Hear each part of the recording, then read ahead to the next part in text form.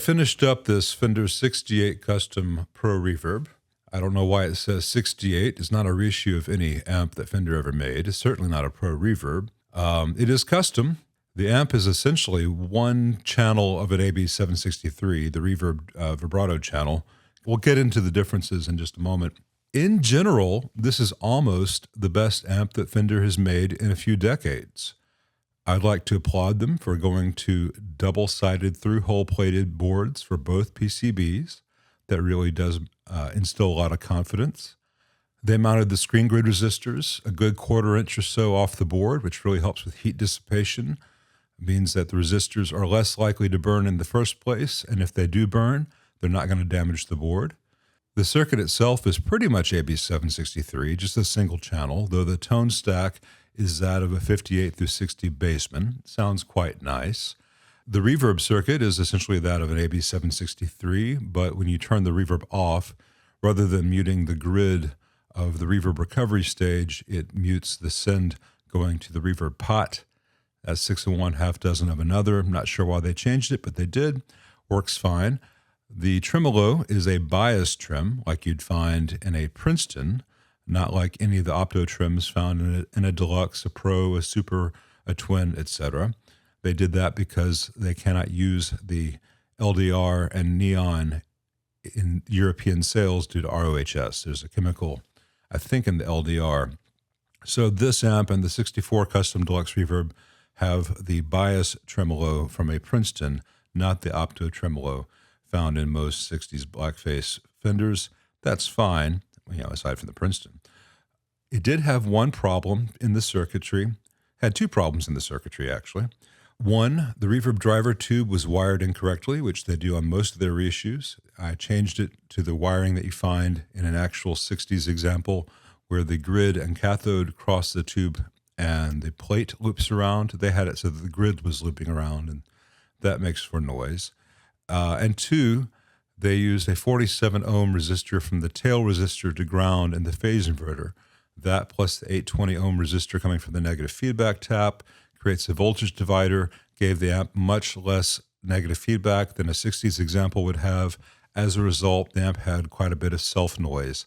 I changed that to 100 ohm. The amp sounds great. You can't even tell that it's on.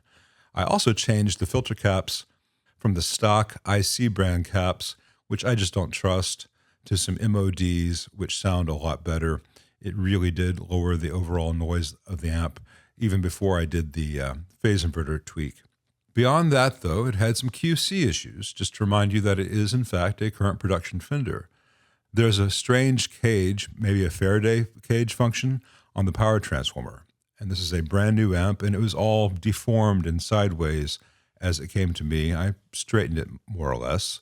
It doesn't really hurt anything, but it's an odd thing. More importantly, most of the jacks were loose. That's all tightened up. The plastic molded speaker connection was bad. It would be intermittent if you moved it at all. That's been replaced with a switchcraft and some real cable. That's pretty standard for a current production Fender. And more worryingly, the output transformer hardware was all loose as it came from the factory, and the output transformer had actually deformed its mounting flanges because it was loose and vibrating and hanging down. So I tightened. I was able to get 3 of the 4 flanges completely flat again.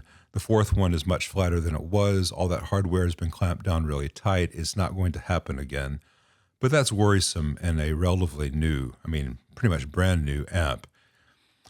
Beyond that, the output tubes, as I noted in the first video, were microphonic. It has a pair of TAD 6L6 GC SDRs in it now. They sound great, got them biased, everything's perfect.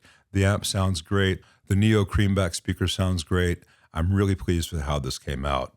Now, unfortunately, I can't let you hear it yet because I just got a new camera, and in the course of recording this video, I've already returned the amp to the owner. I took all this video first, but I discovered while recording it and then playing it back that if I have the camera charging on its USB cable while I'm recording, there is a in the background of everything that I record with the microphone. So in this case, I've had to go back and do this as a voiceover. The owner said he could bring the amp back next week. We can do a playing test. You'll get to hear it then. I tried to show it to you here, but the was terrible. So growing pains for the channel.